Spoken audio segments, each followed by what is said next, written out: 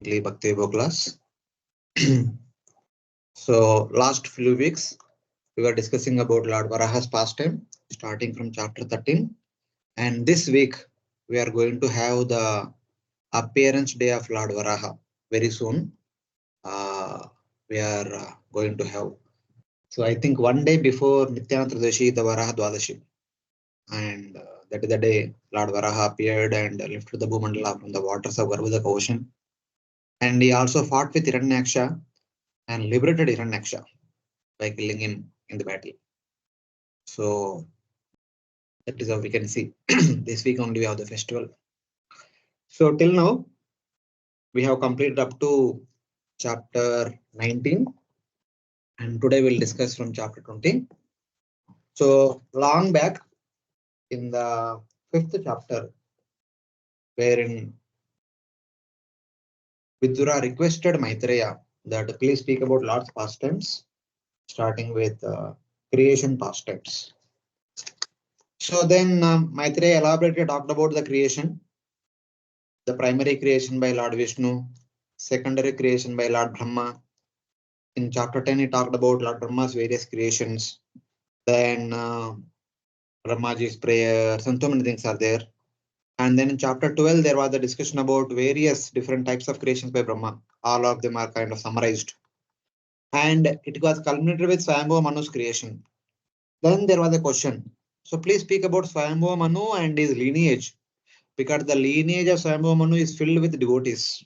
So want to hear about his activities, his lineage, descendants. So in order to describe the activity of Swayambhuva Manu, there was a discussion about the conversation that took place between Swayambhuva Manu and Brahma, wherein Swayambhuva Manu was asking for a service. Brahma says, please go to Bhumandala and take care of the people on the Bhumandala. But Swayambhuva Manu says, Bhumandala is not there. It has been submerged in the Garbhodaka ocean. Please do something to lift it up. Then Brahma understood he cannot do himself. So he prayed to Lord Vishnu. So Lord Vishnu appeared as Varaha and lifted the Bhumandala. So by the way, since this pastime happened 2 times, once during Swayambhuva Manvantara and second time during Chakshusha Manvantara. So Maitreya Muni, remembering both, he briefly summarizes the pastime of Lord Varaha appearing in Chakshusha Manvantara in one sloka. So, but hearing that, Vidura was not satisfied. Vidura wanted to know in detail about that. That pastime was spoken starting from chapter 14 to chapter 19. The detailed discussion about why and how, under what circumstances, the fight between Lord Varaha and Hiranyaksha took place. So till now, we have been discussing this pastime. And now, since the creation was going on, the same thing will again kind of summarized in chapter 20 before entering into the wonderful activities and the descendants of Swayambhuva Manu, which would begin from next chapter 21st onwards. So in this particular 20th chapter, the secondary creation described previously in detail in chapter 10 and 12 is again described partially in order to relate the lineage stemming from Swayambhuva Manvantara. Swayambhuva Manu. So anyway, he has to talk about Swayambhuva Manu in detail. But before that, some of the missing points of the creation will be reiterated in this particular chapter, so that in one sense, the topic of creation becomes wholesome. So that was the whole idea. So with that idea, the discussion continues in this chapter. This is a big chapter, 53 verses are there. So primarily this chapter talks about, if you remember, in the 10th chapter, there was the summary of 10 types of creation. So the primary creation has been categorized, regrouped into 6 creations. And secondary creation of Brahma consists of the creation of 4 kinds of living entities. The first one was about plants. Second one was about animals. The third one was about human beings. The fourth one was about superhuman beings. 8 category of superhuman beings. And In the 10th chapter, there is only 1 or 2 verses talks about who are these 8 types of superhuman beings. So in this chapter, we will hear about how these 8 types of superhuman beings have been created by Brahma. So that is the topic we will discuss today. Shaunaka Uvacha. Someone can repeat after me. You are able to see the slides, Hare Krishna? Yes, Yes, Prabhuji. Yeah. Shaunaka Uvacha.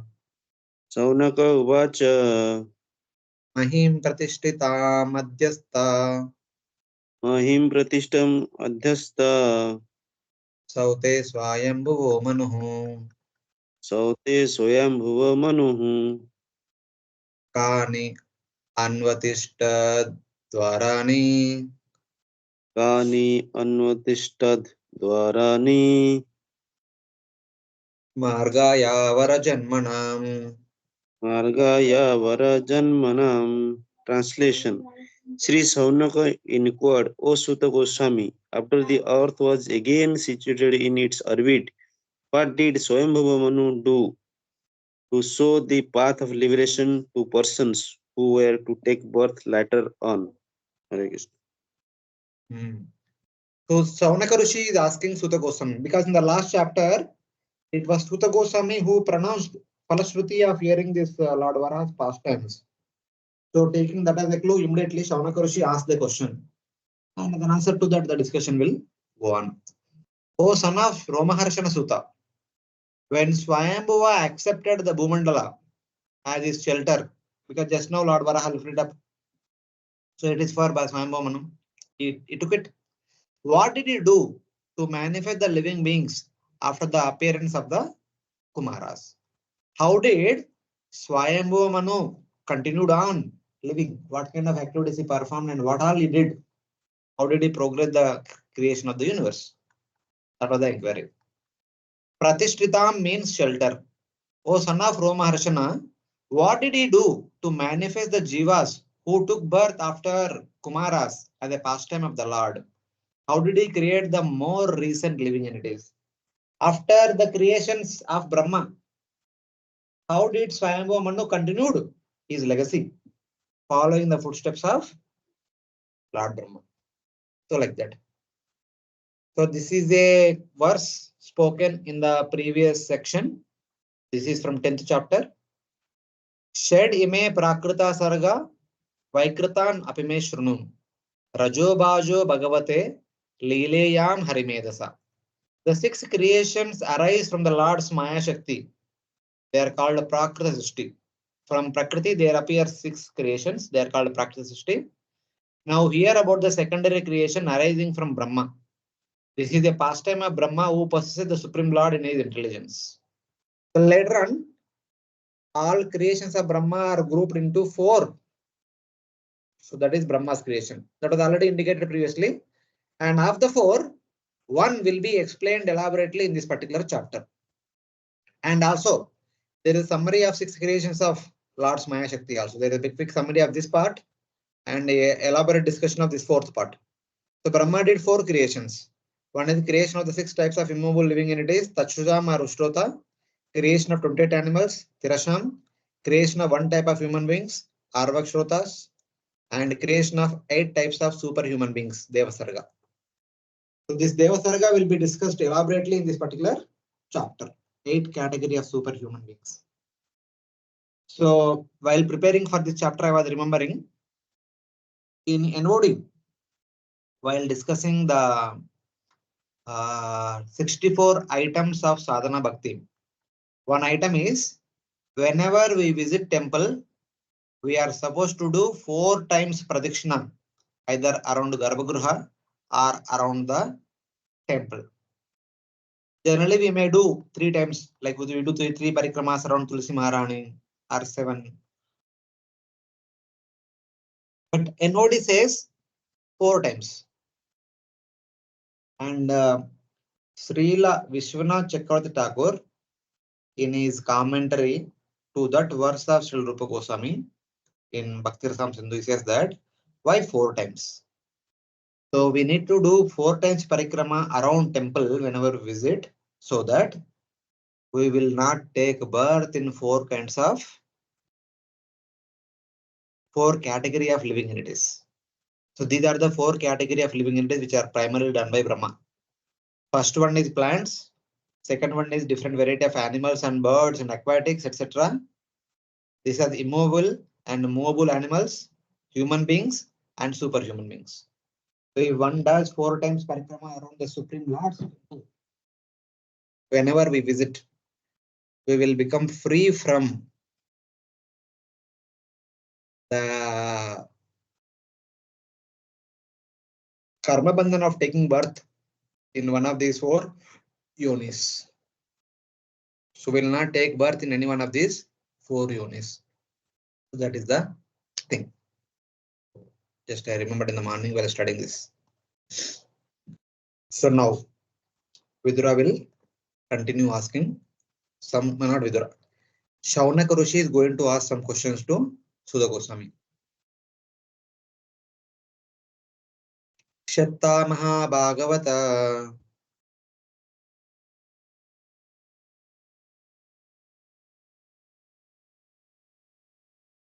Hare Krishna, someone repeat. Bhagavataha Krishna Saikantika Suhrut. Krishnaya Kantikah Srutuhu Yat Tatyajagrahajam Krishna Yas Satya Jagrajam Krishne Sapatyam Agavaniti. Tapatyam Aghavaniti. Translation. Vaipaya, Saundarshi no, wait. 3 shlokas are together.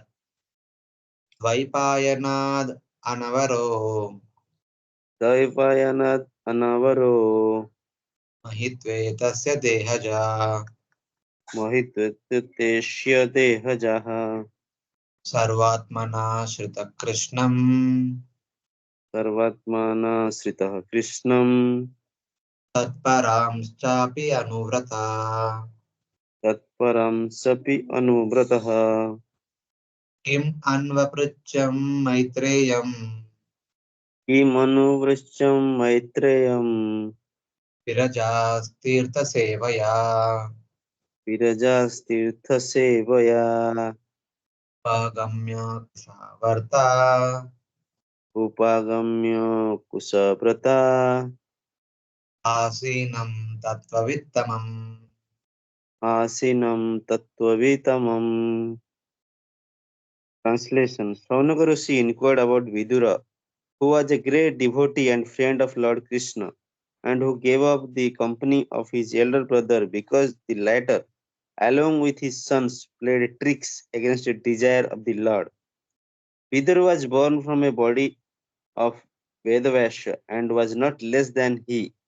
Thus he accepted the lotus feet of Krishna wholeheartedly and was attached to his devotees.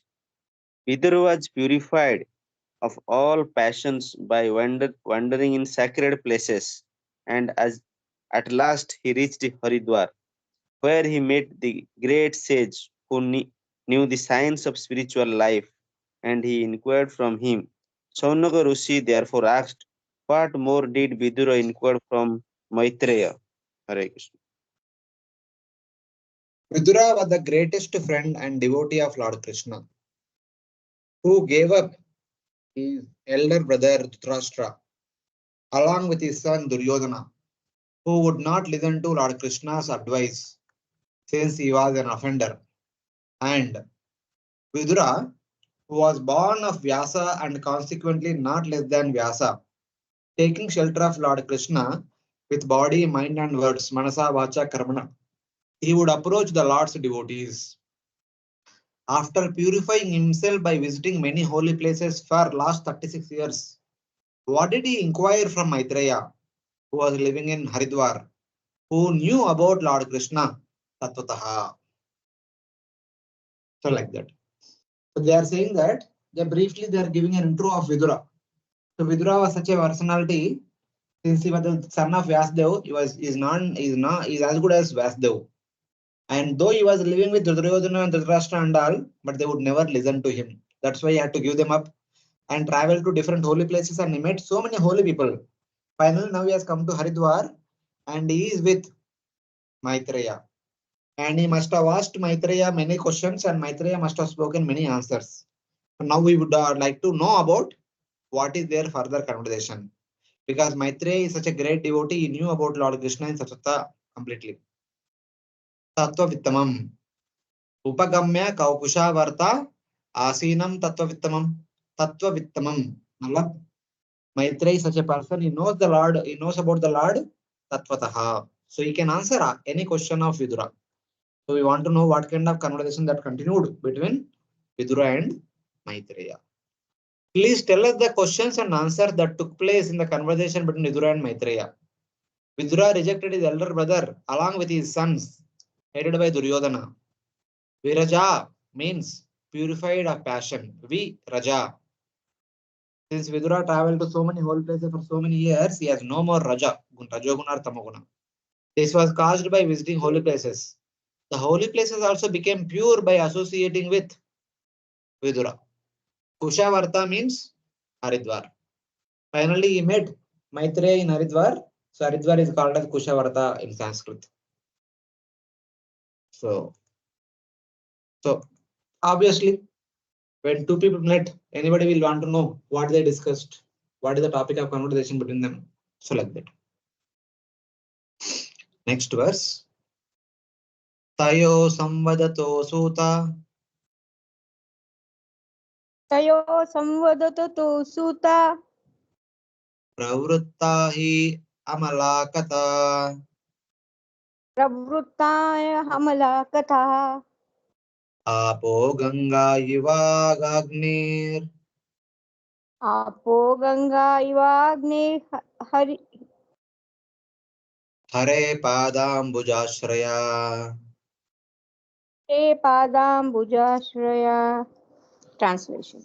Shaunaka inquired about the conversation between Vidura and Maitreya. There must have been many narrations of the spotless pastime of the Lord. The hearing of such narration is exactly like bathing in the water of Ganges, for it can free one from all sinful reaction. Hare Krishna.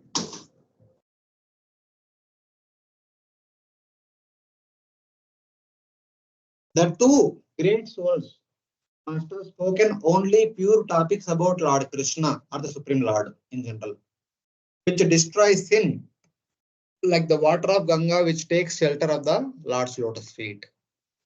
So hearing Krishna Katha will destroy sin. And when devotees meet, they obviously discuss about Krishna Katha. So we want to hear more and more Krishna Katha. That's what their eagerness to hear about more and more Krishna Katha. The topics are pure because both were devotees. The topics were thus devoid of any subject other than Lord Krishna and his devotees. The water of Ganga destroys sin because it takes shelter of Lord's lotus feet. Similarly, any devotee who takes shelter of Lord's lotus feet or Lord's Krishna Katha is also have power to will also have the power to purify this entire world. So in that way. So now we want to take shelter of the conversation took place between these two devotees. The Krishna Katha that has been discussed between these two. So by hearing that, we also want to get purified. So like that. Tana kirtaya badram te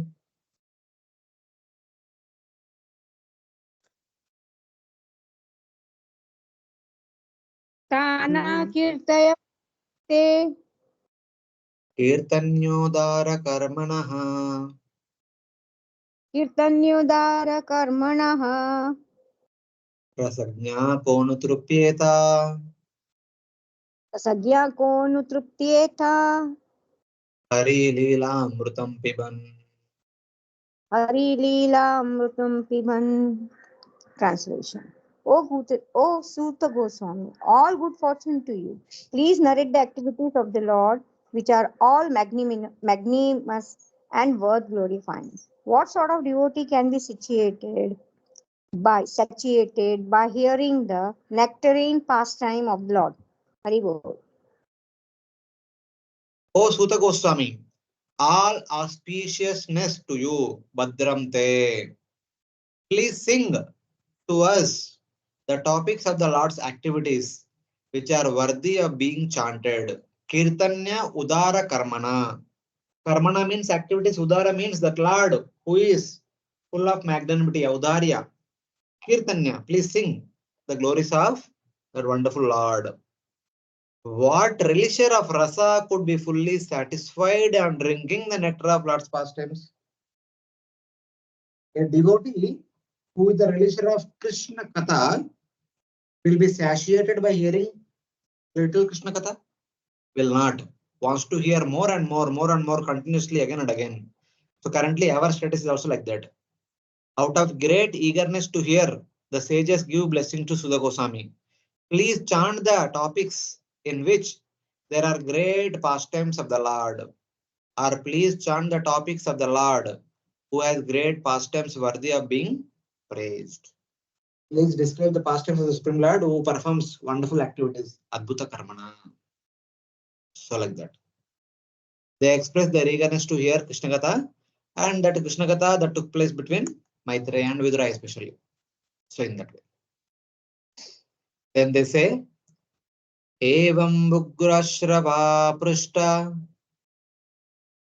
एवम् उग्रस्रवा पृष्टा Rishibir Naimishayanai ऋषिभिर्नैमिसारण्यै Bhagavat Arpitadyatman भगवत् पिताधियात्मस् Tan Aha Shuruyatamiti. तान् आह सूर्यताम् इति. Translation. On being asked to speak by the great sages of Naimisaranya, the son of Romhashana, Sut Goswami, whose mind was absorbed in the transcendental pastimes of the Lord, said, "Please hear what I shall now speak." When asked by the Correct. sages of Naimisharanya, Sutta Goswami, concentrating his mind on the Lord, then said, please listen. Sutta Goswami was very much happy with the eagerness of Shaunaka Rishis and he said, yeah, please listen. Yes, these two are wonderful devotees. They discussed a lot about Krishna. I'll speak. Please listen. So like that. When the audience are eager, the speaker also becomes enthusiastic. So in that way. Adhyatma means the mind. He focused his mind upon them. And Sutta Goswami will tell what happened, what conversation that took place between Vidura and Maitreya. Suta Uvacha. Suta uvacha Hare Rృతక్రోధతనో Swamayaya. Hare Dhuta Krodhatano Samayaya Nishamya Gorvodharanam Rasatalat. Nisamya Garudha Aranam Rasatalat Leelamiranyaksham avajnayahatam. Leelam Hiranyaksam Navagyaya Hatam Sanjata Harsho Muni Mahabharata. Sanjata Harsha Muni Mahabharata. Translation. Sut Goswami continued. Vidura, the descendants of Bharata, was delighted to hear the story of the Lord, who, having assumed by his own divine potency the form of a war and enacted the sport of lifting the earth from the bottom of the ocean and indifferently killing the demon Hiranyaksha. Vidura then spoke to the sage as follows.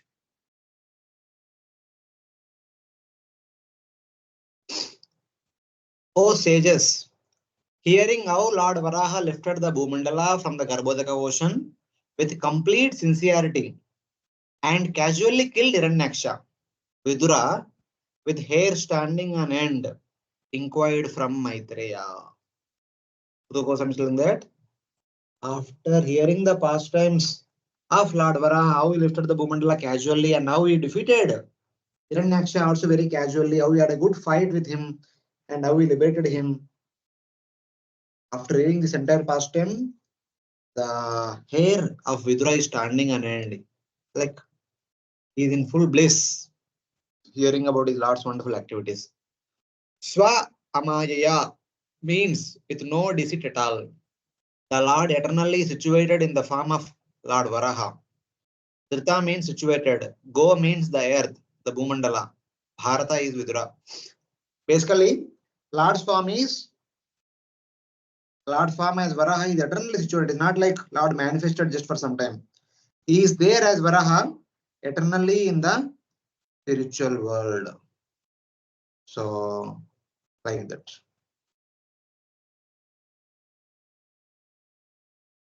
Now, actual conversation will begin, starting with an inquiry of Vidura. Vidura Uvacha.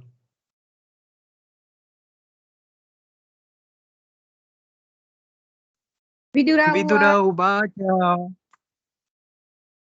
Prajapati Pati Srishtva. Prajapati Pati. Prajapati. Mataji, continue. Thank you, Prabhuji.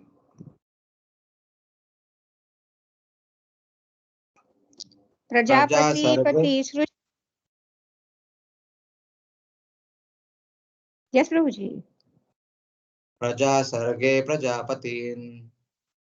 Praja Sarge Prajapatin. Kim Arabatami Brahman. Maravata me Brahman. Prabhuhi Avyakta Margavet. Prabhu hi avyakta margavet. Translation. Vidura said, since you know of matters inconceivable to us, tell me, O holy sage, what did Brahma do to create living beings after evolving the Prajapatis? The progenitors of living being. Hare Krishna. Vidura is asking, Vidura is inquiring, O Brahmana, know the truth about the Lord. Avyakta Margavet. Please tell me what Brahma did after creating the Prajapatis. So what did Brahma do? So this is the question. So Brahma did some part of creation. The old question now in old topic. So what did Brahma do further? Afterward, did he do anything else? Ye marichi adayo vipra. ये मरीचि आदयो विप्र Yastu swayambhuvo manuhu. यस्तु स्वायंभुवो Manu Devai brahmana adeshat. देवै ब्रह्मण आदेशात् Katam etad abhavayan. कथम एतत् अभावयन्. Translation.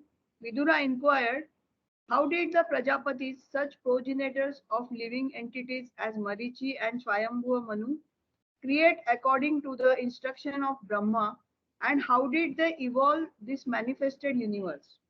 Hare Krishna. So many inquiries in relation to Brahma and in relation to Brahma's children, all the Prajapatis, etc., which is getting asked by our Vidura. How did the Brahmanas, headed by Marichi and Swayambhuva Manu, create the living beings according to the order of Lord Brahma? So what did Brahma do? And how did Brahma's sons, all the Prajapatis, all the great sages, and also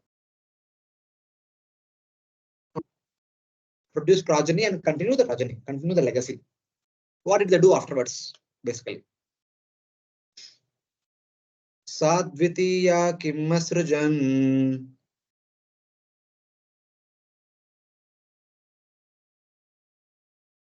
Saditya Kimasrajan Swatantra Utakarmashu.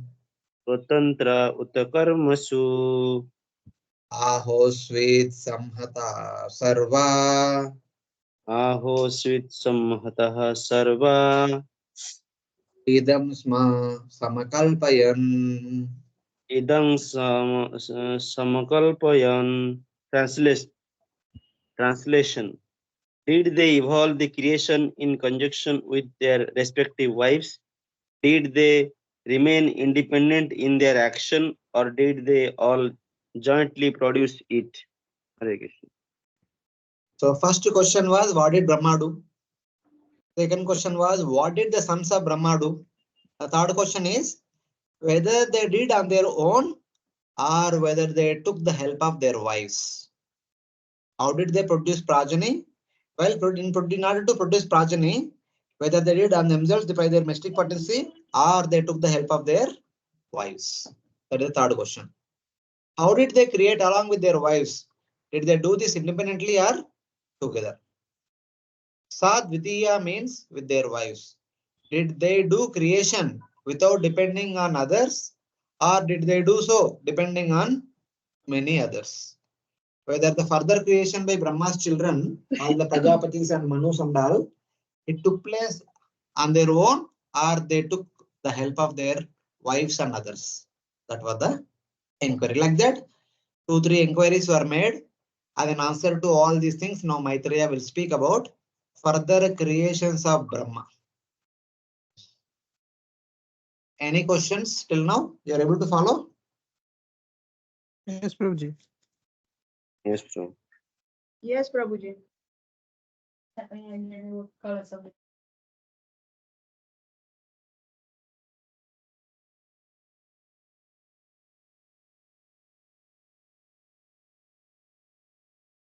So now Maitreya is going to respond. Maitreya Uvacha. Maitreya Uvacha. So next verse onwards, even other devotees who are not generally responding after me can also try to do. Those who are doing regularly, you can for some time you can keep quiet. So Yes, Prabhuji. Daivena Durvitarkena Daivena durvitarkena Parena Nimishena Cha parena animishena cha Jatakshobhat Bhagavato jatak shobhat bhagavato Mahan Asit Gunatraya. mahan asit gunatrayat. Translation. Maitreya said, when the equilibrium of the combination of the three modes of nature was agitated by the unseen activity of the living entity, by Mahavishnu and by the force of time, and the total material elements were produced. The total material elements were produced. Hare Krishna. Maitreya is saying that. So he now is going to give a quick summary of what he has spoken till now, starting from chapter 5. From chapter 5 till chapter 12, whatever he has spoken, he will give a quick summary, and then he will add on some of the missing points. With that, it will be completed. Then he will talk about this entire chapter is all about what did Brahma do. And from next chapter onwards, he will say that what did the sons of Brahma do? The Prajapatis and Manus, what did they do? That will be the answer from the remaining part of the canto and next cantos also. So that's how the progression. Now the summary of primary creation. Text number 12 to 16, it is all about summary of primary creation by Lord Mahavishnu. The Mahatattva arose from Prakriti, made of the three gunas. By a disturbance caused by time, the Lord, and the inexplicable karmas of the jivas through the Lord's glance. So how did the primary creation took place? First, Prakriti appeared from the skin pores of Mahavishnu. Then Mahavishnu, glancing upon Prakriti, impregnated Prakriti with Kala Shakti and Jiva Shakti. Then Prakriti gave birth to Mahatattva. And then Mahatattva gave birth to Srutatattva. Then from Srutatattva came Ahankara. From Ahankara came the mind and sense devatas, the intelligence and the senses, the Pancha Tanmataras and Pancha Mahabhutas, all those things appeared. And this entire thing will be summarized briefly in few verses. In answer to the question about Brahma's creation in text number 9, Maitreya answers by describing the primary and secondary creations summarily. Though this was already previously described, it is described in summary here for completing the narration.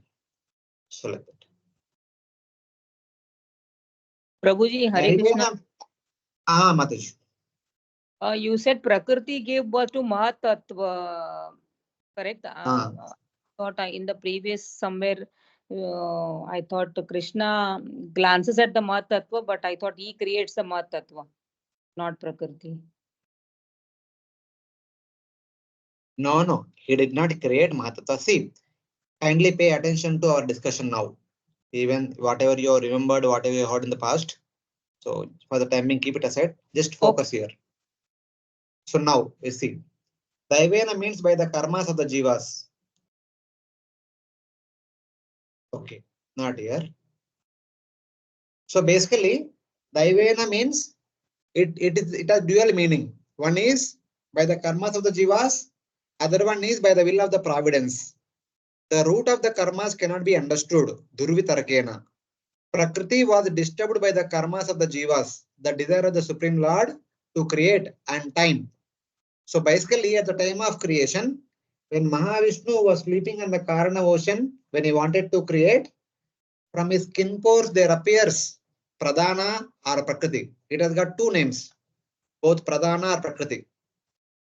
So she comes out of Mahavishnu's skin pores. Then Mahavishnu glances upon this Pradhana or Prakriti. Through that glance, Mahavishnu impregnates Prakriti with Kala Shakti and Jiva Shakti. The Jiva Shakti consists of all the variety of Atmas who will be entering into material universes along with their karmas and swabhavas. And Kala Shakti is the Supreme Lord's personal potency, which is also called as Mahakala Purusha or Shambhu or Sadashiva. The Kala Shakti which emitted from Mahavishnu is also known as Mahakala Purusha, Shambhu or Sadashiva. And that Shambhu or that Sadashiva, that Kala Shakti, along with the Jiva Shakti, when united with Prakriti or Pradhana, Prakriti or Pradhana will give birth to Mahatattva. So when Mahavishnu glanced upon Prakriti, Prakriti was disturbed by the karmas of the Jivas, the desires of the Supreme Lord to create, and also the Kala Shakti of the Supreme Lord. So all these things, karma, swabhava, and kala, all these three will disturb the equilibrium of the pradhana. Pradhana is basically made up of three modes: Sattva-guna, Rajoguna, and Tamoguna. They were in sleeping state or in equilibrium. When Mahavishnu glanced upon them, there is an interaction between the three modes which are in equilibrium with Kala Shakti, Jiva Shakti, Kala Shakti, Karma, and Swabhava of Jiva Shakti. So then the Pradhana becomes disturbed. From the disturbance, Pradhana produces Mahatattva. And this is all happening by the will of the Supreme Lord. So like that it is indicated. So Mahavishnu glances upon Pradhana and that Pradhana will produce Mahatattva. That's why in Bhagavad Gita we read, na, Maya Adhyakshena Prakriti Suyate Sa Characharam. Lord always glances upon Prakriti only, not on Mahatattva. He is only glancing upon Prakriti. By that, Prakriti will produce all the elements and create all the universes, and all the activities within Prakriti are happening only by the glance of Mahavishnu. Nothing else more than the glance. So like that. Then what happened? First Mahatattva was produced. Afterwards what happened? That will be continued now. Raja Pradhanam Mahatas. Raja Pradhanan Mahatas. Trilingo Daiva Choditat. Trilingo Daiva Choditat. Jata Sasarja Bhutadir. Jatah Sasaraj Bhutadir. Viyad Adini Panchasha. Viyad Adini Panchasha. Translation: as impelled by the destiny of the Jiva, the false ego, which is of three kinds, evolved from the Mahatattva, in which the element of Rajas predominates. From the ego, in turn, evolved many groups of 5 principles. Hare Krishna. Yeah. So first Pradhana appeared from Mahavishnu. Then Mahavishnu glanced upon Pradhana. That glance impregnated Pradhana with Kala Shakti and Jiva Shakti. Jiva Shakti consists of karma and swabhava. Now Pradhana has been agitated by Kala Shakti and Jiva Shakti. As a result of that, Pradhana produced Mahatattva in the mode of goodness. Then what happened? From Mahatattva in the mode of passion arose Ahankara with its three gunas by the instigation of the Lord. From this arose the five gross elements, five tanmatras, five action senses, five knowledge senses, and their devatas. So what all happened afterwards is quickly summarized in this one verse. So let us try to understand. Mahatattva is initially predominantly in the mode of goodness, but at the time of producing Ahankara, it becomes predominant by Rajoguna. So first of all, by the glance of Mahavishnu upon Pradhana, there appeared Mahatattva in the mode of pure goodness. Then eventually Rajoguna also manifested.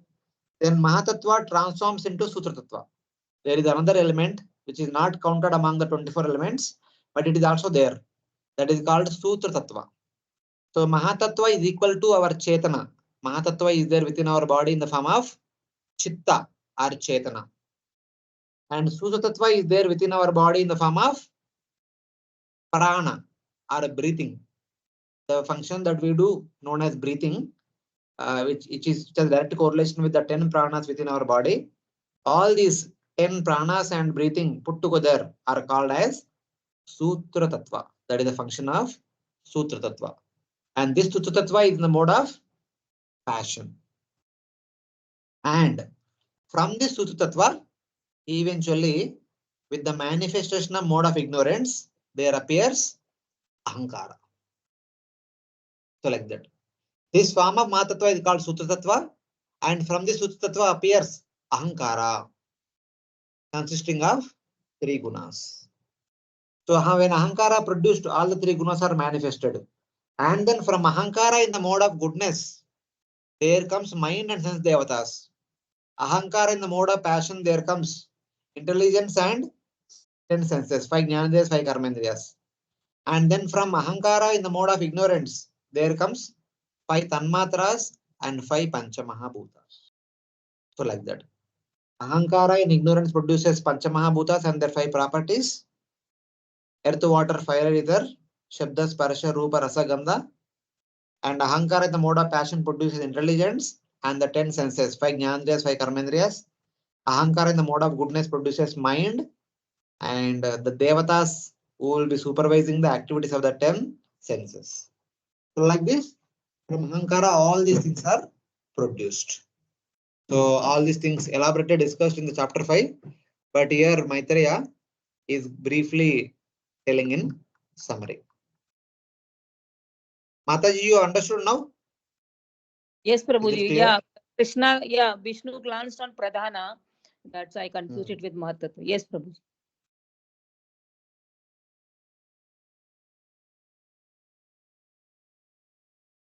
Tani chaikaikas srashtum तानि चैकैकशः सृष्टुम् asamartani bhautikam असमर्थानि भौतिकम् samhatya daivayogena संहत्य दैवयोगेन heimam andam avasrujan. हैमम् अण्डम् अवासृजम्. Separately unable to produce the material universe, they combined with the help of the energy of the Supreme Lord and were able to produce a shining egg. Hare Krishna. So now in total 24 elements are produced. Mahatattva, Ahankara, mind, intelligence, 5 jnanendriyas, 5 karmendriyas, 5 panchamahabhutas, 5 tanmatras. All the 24 elements are just created. And these 24 elements which individually could not create were combined together by the energy of the Lord, Daiva Yogena. By the energy of that is called Bibru Shakti in the 6th chapter of 3rd canto. By that, all the 24 elements came together. And from that combination, there appeared unlimited golden eggs. Golden egg of the universe. Andam. Haimam Andam. All these 24 elements came together and from that combination there appeared unlimited universal eggs, unlimited Brahmandas.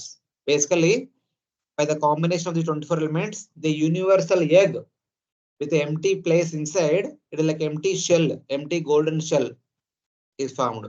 All such empty golden shells were floating on the Karana ocean, and all these were formed by the combination of 24 material elements. Like you prepare nice dough, and from that you make nice pani puri. And pani puri will be outwardly there is a cover, and inside is all empty. Like that, unlimited Brahmandas are made, and they were all floating in the Karana ocean. The elements joined together by the addition of the energy of the Supreme Lord. Then Maitreya says that all these Brahmandas are floating in the Karana ocean. So stop the Salile.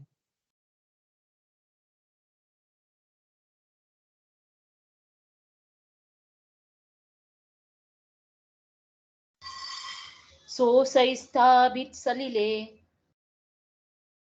Andakosho niratmakaha. Andakosho niratmaka. Sagaram vai varsha sahasram. Sagaram vai varsha sahasram. Anvavastit tamishvaraha. Anvavasittam Ishvara. Translation. For over 1000 years, the tiny egg lay on the waters of the casual ocean in the lifeless state. Then the Lord entered it as Garbhodakshayi Vishnu. Hare Krishna. Yeah. So all these Brahmandas, which are like the Pani Puri, they were all floating on the Karana ocean with lifelessly. The universe without life lay in the Karana ocean for over 1000 years. Sagram vai Varsha Sahasram. So more than 1000 years, all these Brahmandas were floating on the Kadal ocean. Then the Lord inhabited it. Then Mahavishnu or Karmadakshaya Vishnu expanded himself as Garbhodakshaya Vishnu, and one Garbhodakshaya Vishnu entered into one universe, bringing life to that universe. The universe lay in the Karana ocean without life, since the mass of jivas had not woke up. For little over 1000 years, it lay there. After that, the Lord, as Garbhodakshaya Vishnu, entered into each and every universe. So like that. Now, when Garbhodakshaya Vishnu entered into each and every universe, he was feeling alone. There was nothing inside the universe, a dark place. Then from his transcendental body, he created water, which was known as Garbhodaka ocean, which filled the lower half of the universe. And in the upper half of the universe, it was filled with air and ether. Then Garbhodakshaya Vishnu entered deep inside the water and he began to rest inside. And then from his navel came a beautiful lotus. The lotus grew up to the top of the universe. Then same Garbhodakshaya Vishnu expanded himself as Kshirodakshaya Vishnu, and Kshirodakshaya Vishnu entered into that lotus as its Paramatma. Then on top of the Kshirodakshaya Vishnu, on top of that lotus flower, there appeared Lord Brahma. Then Brahma does all the creation. Like that, in order to speak about Lord Brahma's creation, the birth of Lord Brahma is briefly summarized in these verses. So this is the last verse. Tasya nabherabhut padmam. Tasya nabherabhut padmam. Sahasrarko rudhiti. Sahasrarko urudhiti. Sarva jivanikayauko. Sarva jivanikayauka. Yatra swayam abhuswarat. Yatram swayam abhuswarat. From the navel of the personality of Godhead, Garbhodakshaya Vishnu, sprouted a lotus flower influent like 1000 blazing suns. This lotus flower is reservoir of all conditioned soul, and the first living entity who came out of the lotus flower was the omnipotent Brahma. Hare Krishna. From the navel of Garbhodaksha Vishnu arose a lotus, shining like 1,000 suns, which was the abode as 14 lokas of all the jivas. In this lotus appeared Brahma. Later on, Brahma will divide this lotus into 14 lokas. So in that way, it said that the lotus is the abode of all the jivas, because all the jivas who are going to live in this universe will live in that lotus. The lotus itself with their abodes, their respective abodes. So first of all, on top of that lotus appeared Brahma. From the navel arose the lotus. In the lotus arose Brahma. Like that.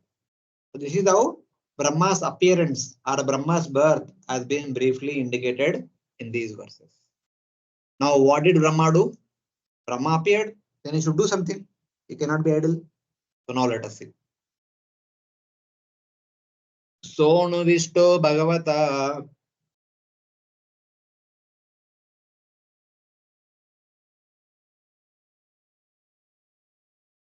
Krishna.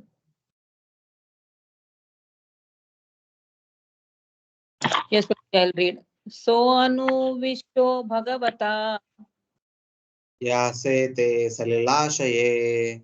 yase te sarilasaye Loka Samstam Yata Purvam. loka samstham yata purvam Nirmame Samstaya Swaya. nirmame samstaya swaya. Translation by His Divine Grace Srila Prabhupada, Srila Prabhupada ki jai. When that Supreme Personality of Godhead, who is lying on the Garbhodaka ocean, entered the heart of Brahma, Brahma brought his intelligence to bear, and with the intelligence invoked, he began to create the universe as it was before. Hare Krishna. As directed by Lord Vishnu, lying on the Garbhodaka ocean, Brahma created all the 14 lokas as previously, with their names and forms. So being inspired by Lord Garbhodaksha Vishnu, which we saw in the past. So Brahma appeared on top of the lotus and he want to understand who am I? What is this lotus? Hum dono kahan se aa gaya? He was trying to search out the base, the source of the lotus. He entered into the tubes of the lotus and trying to find out. Lot of time gone. He came out. Then he heard two letters Ta and Pa. He performed tapasya. He had darshan of Garbhodaksha Vishnu. He offered beautiful prayers. And Lord Garbhodaksha Vishnu blessed him. You do, I am with you. Don't worry. Brahma again performed tapasya. He was empowered. Then he understood what to do. He divided the lotus into 14 divisions. And then he began to create the physical forms for all the living entities. That's how the creation went further. Regulated by the Lord, who was lying in the water, Brahma created. Inspired by the Lord, Brahma created the 14 lokas with proper arrangement, with names and forms. They are known as Bhuloka, Bhuvarloka, Svargaloka, Atala, Vitala, Sutala, Talatala, Mahatala, Rasatala, Patala, and Maharloka, Janloka, Taploka, Satala. Like that. All these 14 lokas have a particular shape and name and places and facilities. Everything has been organized by Brahma, created and organized by Brahma himself. He was so much empowered by the Supreme Lord. So Srimad Bhagavatam, 3rd canto, chapter 10, text number 7 to 8. It says whatever I have said just now. It all says same thing.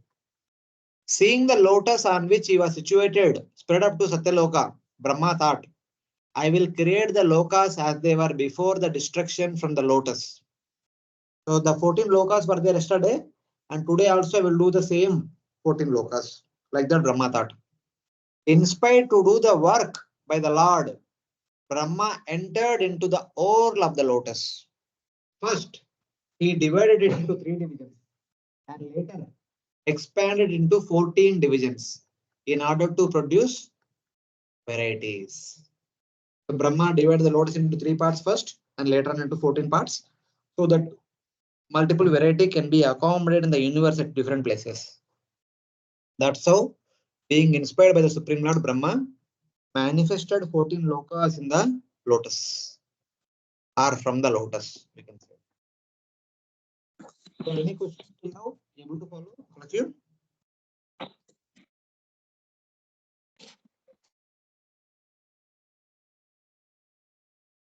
Yeah, yes, Priyamada Mataji. Yeah, Prabhuji, this Brahma created all the 14 lokas and means he divided that lotus and he created all living beings. So where other Brahmas are situated in that story that Brahma comes to meet the Supreme Lord and he sees all. See, that is only a pastime. Nah? This is all creation. This is all about creation. See, it's like different people have different services. How do they do service? This is how they are doing. But once in a while, they are called for a party. That time they all meet together. That happened much later, not at the time of creation. The different Brahmas are in different universes. They are all seen at one place in Dwaraka. That pastime took place recently. Okay, but where are they? Means See, only one Brahma Brahma will be in one universe. One Brahma, like, see, I told na, combining all the 24 elements and manifesting universe are like making so many pani puris. So in every pani puri you put some masala. So that is like Brahma. One Brahma in one universe. That is like that. Okay, Prabhuji. Yes. But when Lord calls, all the Brahmas will come to one place. So it is like that.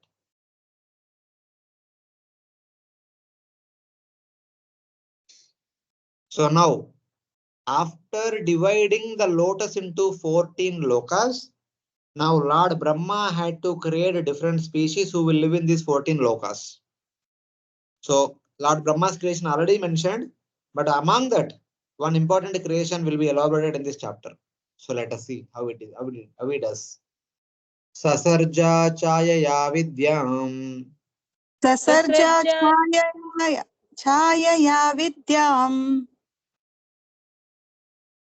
pancha parvanamagrata panchaparvanamagrata tamishram andatamishram tamishram andatamishram tamo moha mahatama. tamo mohot mahatama. First of all, Brahma created from his shadow the coverings of ignorance of the conditioned souls. They are 5 in number and are called Tamishra, Andatamishra, Tamas, Moha and Mahamoha.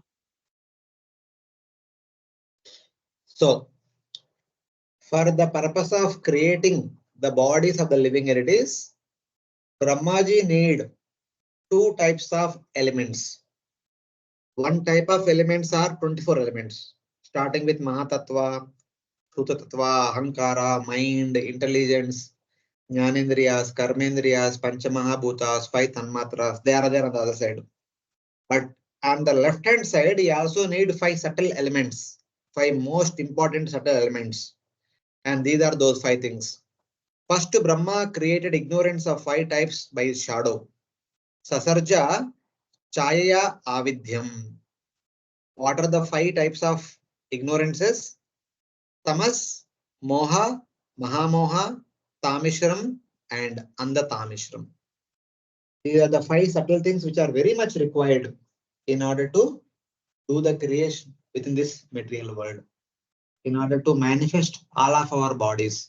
Because our bodies are all consisting of 24 material elements and these 5 coverings of ignorance. In creating the Yakshas, Rakshasas, Devatas, and humans, false identity must arise in the Jivas. Without ignorance, false identity cannot arise. Thus, first the 5 functions of ignorance appeared on their own through Brahma. So first of all, for currently, when somebody asks, who are you?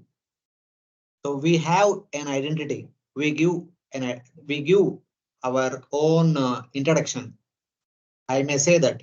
So my name is Pandu Santoju. I am the son of so and so parents. I am born and brought up in so and so village from so and so state and so area. I have studied in so and so school, college, university. I am graduated with so and so degree. I've been working with so and so company. I joined in so and so temple. I am currently living as so and so brahmachari with so and so name, and I do so and so service. So like that, I have so many identities since childhood.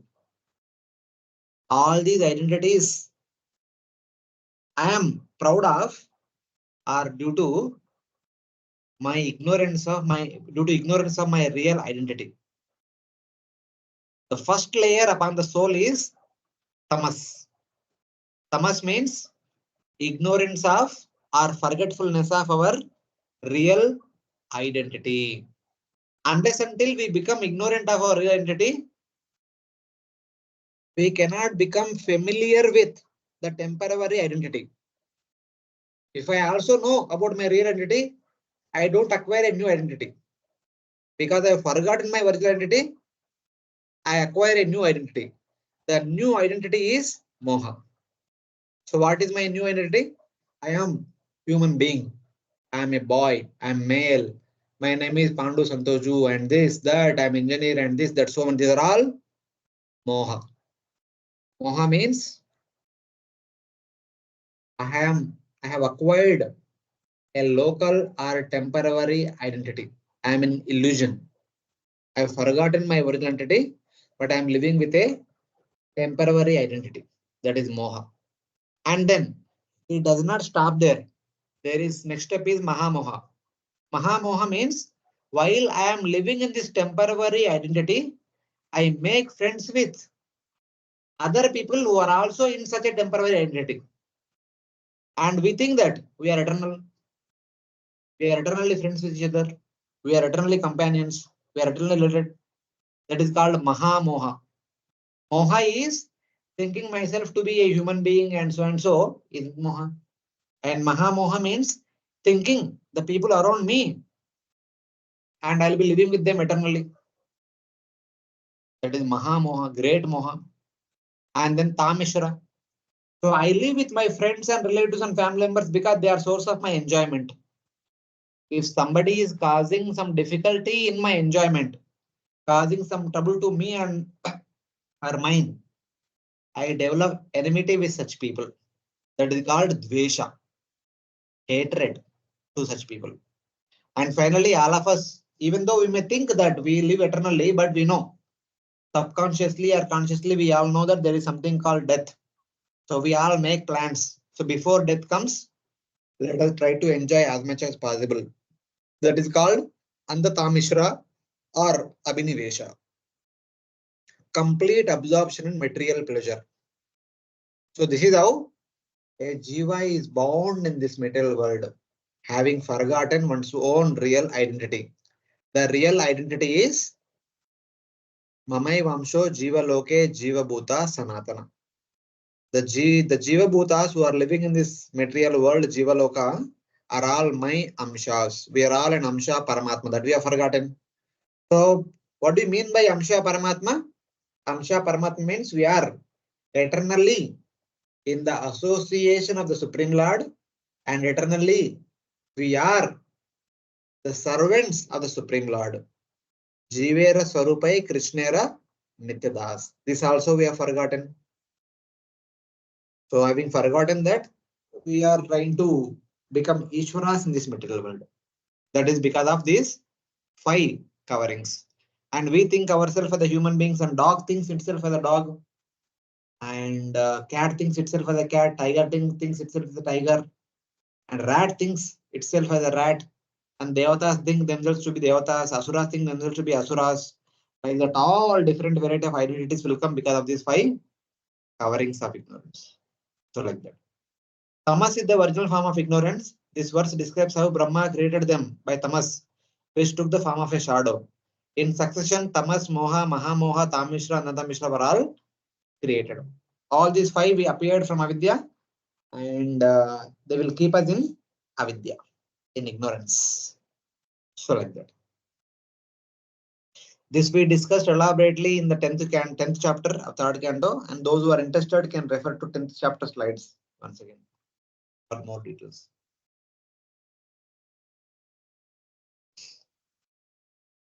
Then, so now first of all, of course, here the story is being narrated in a different way, but after creating these 5 ajnana vrittis, 5 coverings of ignorance, then Lord Brahma created aquatics, plants, animals, birds, beasts, and then all the superhuman beings, etc. will be created.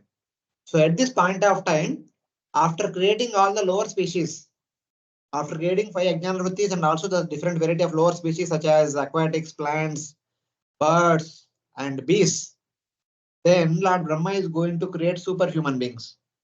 But before creating superhuman beings, with the creation of these all lower species who are fully ignorant, who are primarily in Tamaguna, Brahma was not at all happy. That condition has been indicated in the upcoming verses. So because of that unhappiness, some of the superhuman beings, and because of also some happiness, other superhuman beings will be manifested one after the other.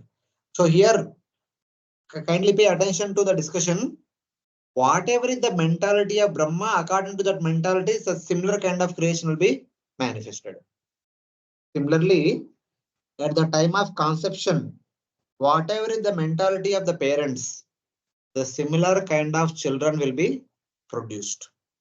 That's why traditionally the samskara known as Garbhadana samskara was given more importance, because if they want to beget the devotee children, so it was recommended that they should go through Garbhadana samskara so that they can prepare nicely in order to invite a auspicious soul.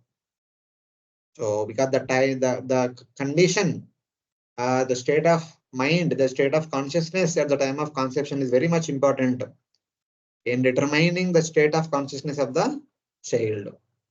Same way we can see in this entire chapter, what is the state of consciousness of Brahma? Accordingly, the children are born. So currently, after creating these 5 ajnana vrittis, 5 ignorant coverings, and after creating the aquatics, plants, birds, and other animals, etc., Brahma was not at all happy. He was completely disgusted with such kind of ignorant creation. So in the disgust, what happened will be explained. Visasarjatmana kayam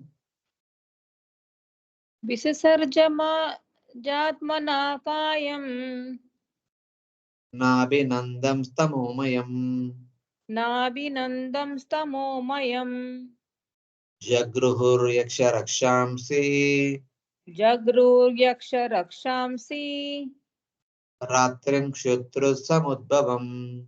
ratrim shustritra samudbhavam. Translation by Srila Prabhupada.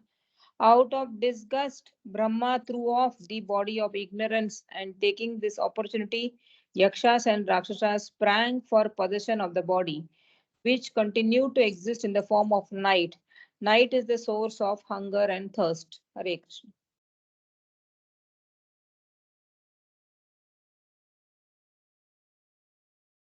Not satisfied with his body, which became full of ignorance. Here, body means consciousness of Brahma, which became full of ignorance, tamomayam. Brahma gave up that consciousness. That consciousness transformed into night, which gives rise to hunger and thirst. Yakshas and Rakshasas respected that night. So this is the meaning of the translation. This is the meaning of this verse. But what do you mean by this? So let us try to understand. There is a sequence of events, how things are happening. So let us try to understand that. Lord Brahma was not pleased with the shadow body. Previously, with his shadow body, the 5 ajnana vrittis, 5 coverings are manifested. And with them, he also created the plants, aquatics, birds, and beasts. With that creation, he was not at all happy, because they are all because of the shadow only, like full of ignorance only. He was not at all happy. Then, criticizing himself, Brahma gave up that body. That rejected body became night. The Yakshas, Rakshasas, who had arisen from Brahma at that time, accepted the night. This means that avidya and adharma, avarana and vikshepa, are superior to the Yakshas and Rakshasas. Yakshas are and Rakshasas are creation of avidya and adharma. So avidya and adharma superior to Yakshas and Rakshasas. Then Brahma gave up that body which produced hunger and thirst. And Shruti says, Sa Tamishra Bhavat, that became Tamishra. What it says that Brahma gave up his body, it means that he gave up the mentality of that body since Brahma lives for 100 years. The sequence is as follows. So this is the proper understanding. First, tamas, that means ignorance, manifested in the heart of Brahma. As a result of that, Brahma became angry. Anger and the rest, the mentality arising from tamoguna, appeared in the mind of Brahma. First, tamoguna appeared in the mind of Brahma or in the heart of Brahma. And then as a result of tamoguna, there comes anger and greed, pride, envy, illusion, all six anarthas. Lust, anger, greed, pride, envy, illusion, all manifested in Brahma. From that, the Yakshas and Rakshasas appeared. When Brahma became full of anger, full of pride, full of ignorance, from that consciousness there appeared Yakshas and Rakshasas. So Brahma was not happy. So first of all, he became full of tamoguna. Then anger appeared, and suddenly from that anger, Yakshas and Rakshasas appeared, and Brahma was afraid. Hey, what is this? All these Yakshas and Rakshasas are appearing. Then immediately Brahma wanted to throw off that consciousness, that thinking process. When he threw off that thinking process, from that mentality of tamas, when Brahma rejected it, that became night. That took the shape of night. That ignorance took the shape of night. The Yakshas and Rakshasas took the night. Because in the night time, the Yakshas and Rakshasas become active. So night is the indication of physical night, as well as it is the indication of mode of ignorance or tamaguna or darkness, where there is no proper knowledge. So the Yakshas and Rakshasas become active during the night time, as well as they are also full of ignorance. So in that way, the creation and Yakshas and Rakshasas has been appeared, and they are full of ignorance, and they become active during the night time. So like that. So like this, Brahmaji will develop one kind of consciousness or one kind of mentality within his heart. As a result of that, one kind of living entities will be created, and Brahma will give up that consciousness, and that consciousness will transform into some particular part of the day, particular event in the day, and that will be the principal activity, that will be the shelter of that particular creation. So like that, the entire chapter is discussed. The same way like Garbhadana Samskara. Whatever is the consciousness of the parents at the time of conception, the similar kind of children will be taken birth. So like that. Because Brahma is full of tamas, the Yakshas and Rakshasas full of tamas were created.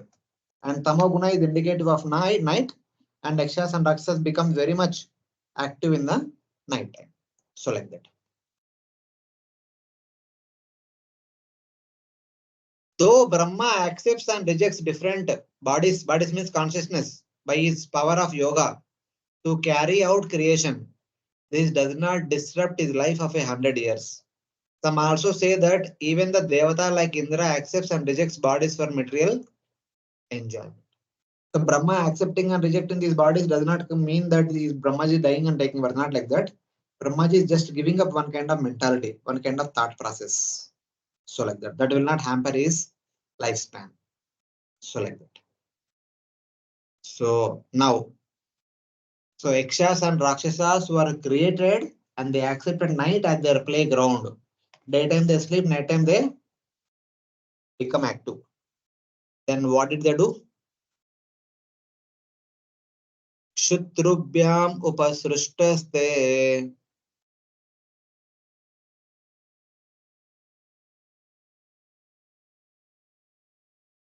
Hare Krishna, someone Shrutyu. repeat. Yes, Prabhuji, can I? Please, go Hari. ahead. Shrutyubhyam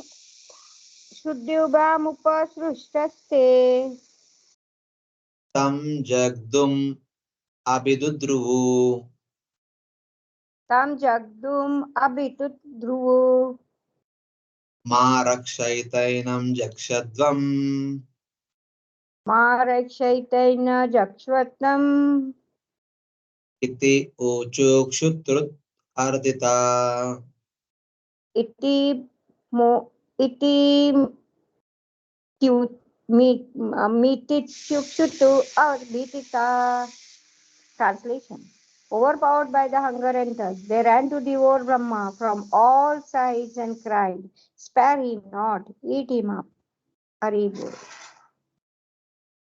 So the Yakshas appeared and they took night as their activity.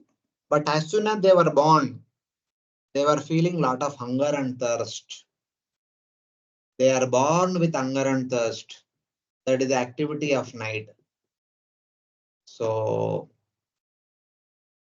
the Yakshas and Rakshasas being afflicted with hunger and thirst pursued Brahma to devour him. Pained by hunger and thirst, they said, "Do not protect him, eat him up." So basically, when they were created, it was night also, and they were feeling so much hungry and they saw around anything to eat. They only saw Brahma and they thought that some of them running towards Brahma, they say that, eat him up, kalo. And somebody was saying that, don't spare him up, never spare him up, eat him up. And in both the way, it's same thing. Whether you say eat him up or whether you say don't spare him up, that is also eat him up. So here, those people who said, ma raksha, don't spare him up, they became Rakshasas. And those who say, eat him up, Bhaksha, from Bhaksha came Yaksha, and they called Yakshas. So like that. So here it is then, ma raksha, jakshadvam. Jaksha means Bhaksha.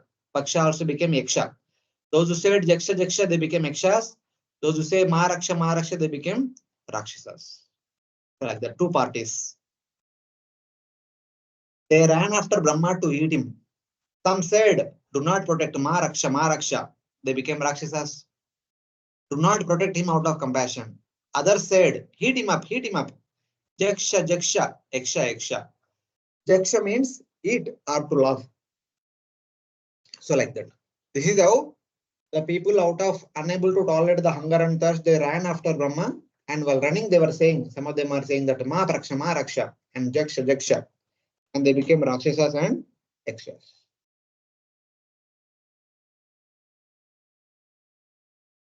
So what did Brahma do? Devastana samvigno.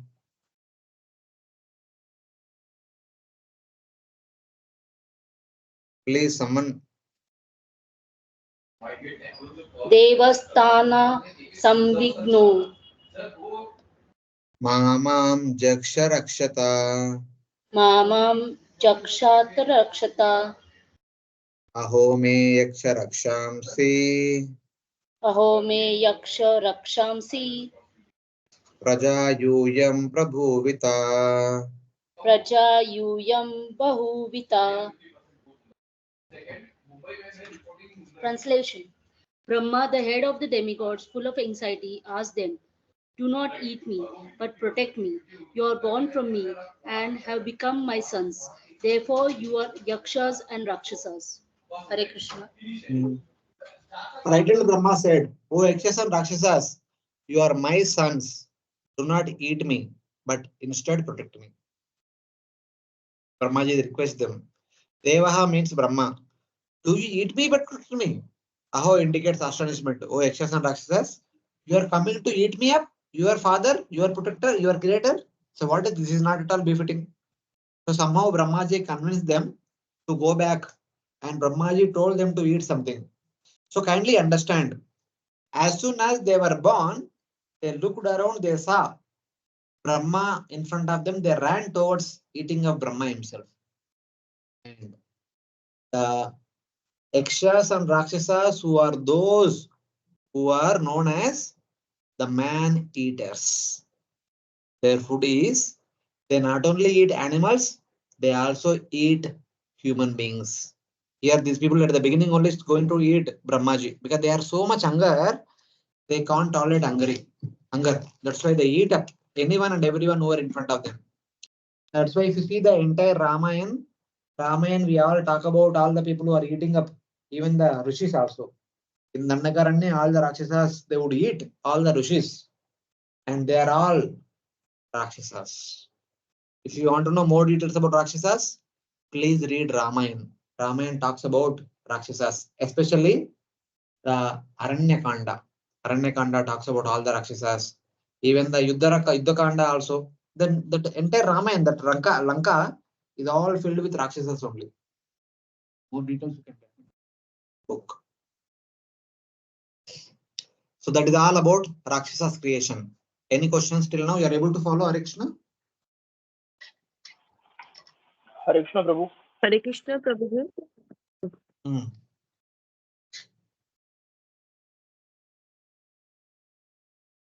Yes. Prabhuji, can you hear me? Am I audible? Yes. Prabhuji, you spoke about Garbhadhan Sanskar and the right kind of consciousness to invite an auspicious soul. But Prabhu, we see so many examples of even modern day sannyasis, great devotees. Their parents, they must have not undergone Garbhadhan Sanskar. So is it? See, how is it? Whether you naturally have some favorable condition, favorable consciousness, or you create by some procedure. It's okay. You don't analyze so much how it happened and all. So it is there. So this is one of the samskaras which is being followed traditionally. Some might have followed, some might not have followed. Even those who followed also may not be in good consciousness. Those who have not followed the procedure also might be in good consciousness. But this is a bona fide way of begetting children. So in that. Thank you, Prabhu. Yeah. Hare Krishna, Prabhuji. Dandavat Pranam. Yes, Prabhuji. Like you told, Brahma's consciousness was not good. So that time, like full of tama and anger and everything. So Yaksha and Rakshasa came, took born, like they got birth. So sometimes, even though we are like doing, chanting our rounds, we are doing our sadhana, but consciousness is not sometimes, so many times it is like we are offering or we are doing something, but our consciousness is not so pure. So how to pure that consciousness? Like there will be like so many negative things will happen because of that consciousness. But without willingly it come, like so many bad things come in mind. There is So only how one to overcome solution. that? Only one solution. Only one solution. We should become conscious of our consciousness. When we become conscious of our consciousness, we try to correct it. And we try to correct it either by our endeavor or by prayers to the Lord and devotees. So like that. So we should know that I'm in a bad consciousness now. I'm angry, I'm lusty, I'm this, I'm that. So when we know that, we understand that is not a good state, and then I need to correct myself. Then we can try to correct. When we don't know, we don't do anything. Okay, so we should keep praying for this, na, to Guru and Gauranga. Yes. Okay. Okay, Prabhuji. Thank you. Hare Krishna. Other devotees? Anyone has any questions?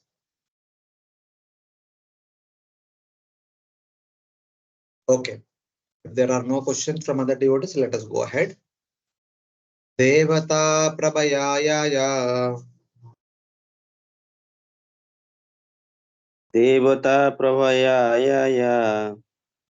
Divyam Pramukato Srujat. Divyan Pramukho Srujat. Te Aharshur Devayanto. Te Aharsur Devayantu. Visrishtam Tam Prabhamaha. Visrustam Tam Prabham Aham. Translation. He then created the chief demigods who were shining with the glory of goodness. He dropped before them the effulgent form of daytime and the demigods supportingly took possession of it. Hare Krishna. So previously Brahmaji was in the mode of ignorance. As a result of that, Yakshas and Rakshasas came. He was not at all happy with that condition. And then he intentionally brought his consciousness to mode of goodness. He made an endeavor to bring it to mode of goodness. As a result of that, something wonderful happened. So now let us see what is that. Shining with his effulgence, Brahma then created the chief Devatas. The Devatas accepted that effulgence which Brahma gave up and which became the day, and they played with it. Brahma shone with an effulgent body composed of Sattva-guna. He created the chief Devatas. They accepted that effulgent body which he gave up, which took the form of the day. Why? They accepted the day in order to play with it. Just as the night resides with the Yakshas and Rakshasas, the day is the abode of the Devatas. Jiva Goswami says that Div means to wish for. The Devatas wished for or requested for the daytime. The sequence is like this. So now, purity, the mentality of Tattva Guna appeared in the mind of Brahma. So after creating all ignorant creations such as aquatics, plants, birds, animals, and then Yakshas and Rakshasas, Brahma was very much sorry for his creation. So he made an endeavor to bring his consciousness in the mode of goodness. Then he created the pure mind. He manifested the Devatas. All the Devatas appeared. And then the purity took the form of the day. And Devatas then accepted the day. Here day means literally it is daytime also, but day means actually knowledge. Night means ignorance. The Yakshas and Rakshasas and other lower species are in ignorance. They don't know about their own identity. But Devatas are almost in complete knowledge. The Devatas are in mode of goodness and they are almost in full knowledge. They are not at all ignorant. They are almost in full knowledge because they are all created from the purity of Brahma. They are also pure souls. They are in full knowledge in what is what. That's why they always live in daytime.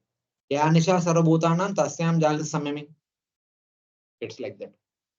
The Devatas know what is what, why things are happening the way they are happening. Any some problem is that they go to Lord Vishnu. So they know whom to take shelter, what to do, why things are happening, etc. etc. So that's why Devatas are in knowledge, Yaksha Rakshasas are in ignorance, and lower species are also in ignorance. So that is the understanding. So because Brahmaji is in knowledge, in pure state of consciousness, he manifested pure state of living entities, the Devatas. So like that. Next, neither pure nor ignorance. In a passionate state, Lord Brahma will create asuras. That will be talked about elaborately in the next 10-15 verses. This is more dangerous than ignorance and goodness. It is neither in ignorant nor in goodness. It is in between. Devo Devan Jaganata Deva Adevan Jagnatah Srujati Smati Lolupan Frijati Yafmati Lolupan Ta Enam Lopataya Te Enam Lolupataya Maitunya Pedire. Mathunai Avipedire. Lord Brahma then gave birth to the demon from his buttock, and they were very fond of sex. Because they were too lustful, they approached him for copulation. Hare Krishna. Brahma created the Daityas or Asuras from his buttocks. They were full of lust for women and desiring sex, pursued after Brahma. Yakshas and Rakshasas were born with full of hunger, and they pursued after Brahma to eat him up. And Asuras were born full of lust, and they ran after Brahma for fulfilling their lusty desires. This is Asuric mentality. Then in Brahma's mind, lust, the mentality of Rajoguna appeared. From that lust, from that Rajoguna, the demons appeared. That mentality became the Sandhya. The Rajoguna, the mode of passion, took the shape of evening twilight. The night time occupied by the Rakshasas and Dakshas, the daytime occupied by the Devatas, the evening twilight, the transition from day to night, it is in between neither day nor night, is occupied by the Asuras. The demons accepted that Sandhya, the evening twilight, which stimulates one's lust. Adevan refers to the demons. Shruti says, Sa Jagnad Asuram Asurjataha. The Lord created the demons from his buttocks. From lust arises great evil. They pursued after Brahma. Even they ran after Brahma for fulfilling their lusty desires. So when they ran towards Brahma, first Brahma laughed at them. Then Brahma became bewildered. What is this? They are not leaving me. He prayed to Lord Vishnu. So it is Lord Vishnu will give a suggestion how Brahma can save himself from the attack of Asuras. So like that. Same way when we are troubled by so many things of this material world, we should pray to Lord. And Lord will give us some solution. When we follow that, we will be saved from the difficulties. Like Brahma here. Tato asansa Bhagavan.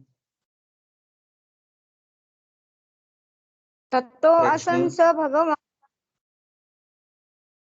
Asurer Nirapatrapai. Asure Nirapatrapai. Anviyamanas Tarasa. Anviyamana Tarasa.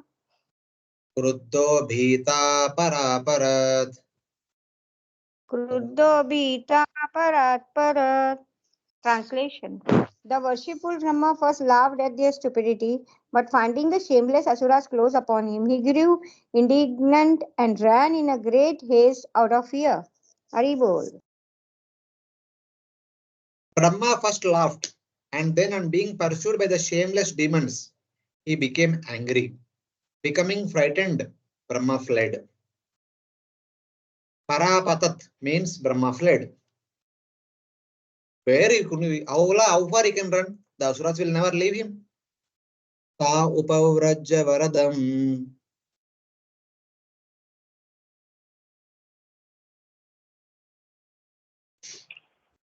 Sa upavrajya varadam.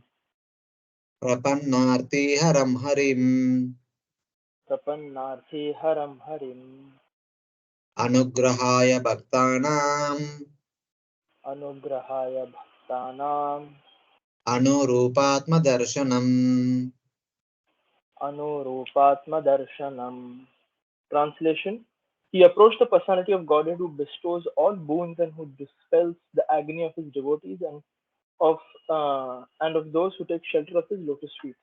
He manifests his innumerable transcendental forms for the satisfaction of his devotees. Hare Krishna. Lord Brahma then approached the Supreme Lord, the giver of the benedictions, Varadarshava, who removes suffering from the surrendered souls, Prapannarti Haram Harim, and who reveals himself according to the devotee's desire to give them the mercy. Anugrahaya Bhaktanam Anurupatma Darshanam. The way we want to see the Lord will reciprocate in that way. If you want to see the Lord, he will show you darshan. If you pray for the removal of the difficulties, Lord will remove those difficulties.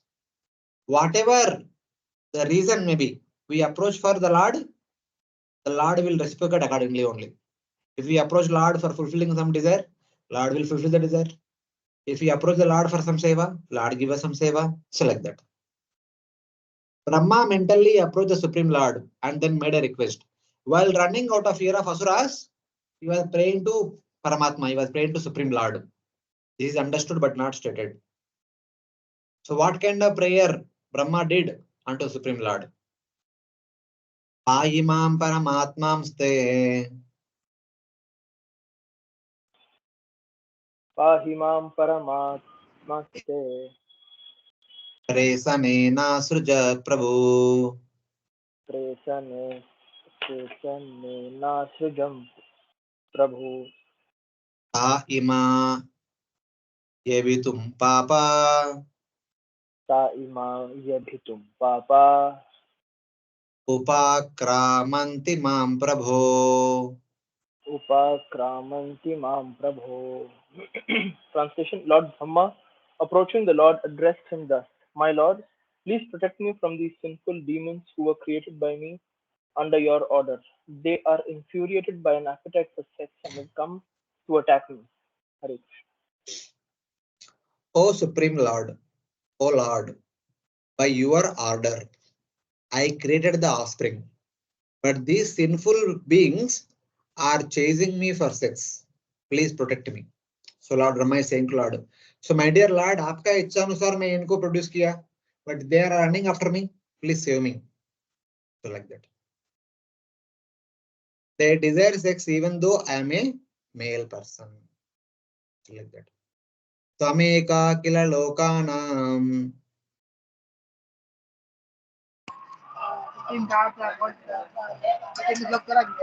त्वम् एकः किल लोकानां क्लिष्टानां क्लेशनाशना क्लिष्टानां क्लेशनाशना तमेका क्लेशदस्तेषाम् त्वम् एकः क्लेशदस्तेषाम् आनासन्नापदां तव नानासन्नपदां तव. My Lord, you are the only one capable of ending the affliction of the distress and inflicting agony on those who never resort to your feet. O Lord, you alone are the remover of suffering for the devotees who suffer. You alone give suffering to those who do not take shelter of your lotus feet. Basically, the people who want to live on their own, they get the happiness or suffering by their own karmas. But the devotees who are completely surrendered unto you, you will make sure that you will remove their suffering and you will give them happiness. I am also one such a devotee who has completely surrendered to you. So please save me from this difficult situation. Like that, Lord Brahma is saying. You give suffering to the non-devotees, those who do not take shelter of your lotus feet.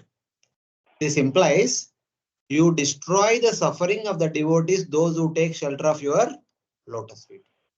You alone have this nature of being affectionate to your devotees. Others do not have this nature. You alone give suffering to those who do not take shelter of your feet in the form of kala, karma, and the grahas. To the medium of kala, karma, and grahas, one gets suffering according to one's own past karmas. But if someone takes shelter of your lotus feet, suddenly you immediately destroy their suffering. Then Lord will take care of such devotees. This means that the devotees are not subjected to time and karma. You do not treat the jivas unequally, since you are like a desire tree. Though Lord Krishna says in Bhagavad Gita, Samoham Sarvabhuteshu Name Dveshosya Na Priya, I am equal to everyone. But Brahma says, my dear Lord, you are not like that. You are like a desire tree. Whatever we ask, you reciprocate accordingly. You are not equal to everyone. For devotees, you take care of them specifically. For non-devotees, you take care of them through the medium of karma, kala, karma, and grahas. So like that. Then, when Brahma made all such requests, Lord will suggest. The reason is you are possessing that mentality. That's why this creation happened and they are pursuing after you. You give up that mentality. You will be saved. You will be freed from them. So avadaryasya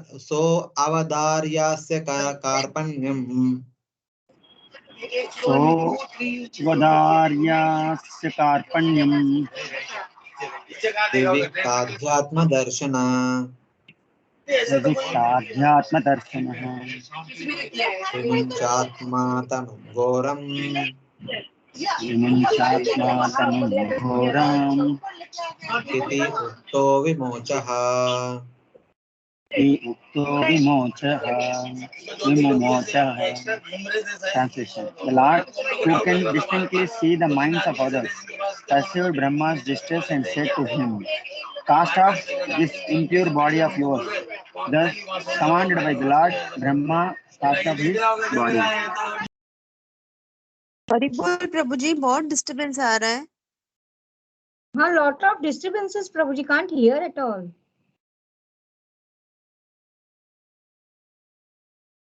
Okay. So Prabhuji, don't unmute because in your place a lot of sound is coming. The Lord, who knows for certain the hearts of all others, understanding the misery of Brahma, said, "Give up your terrible body." Brahma then gave up that body. So Lord told, because of this, all these problems are happening because of your mentality only. So give up that mentality, then you are saved. Viviktam means discriminating.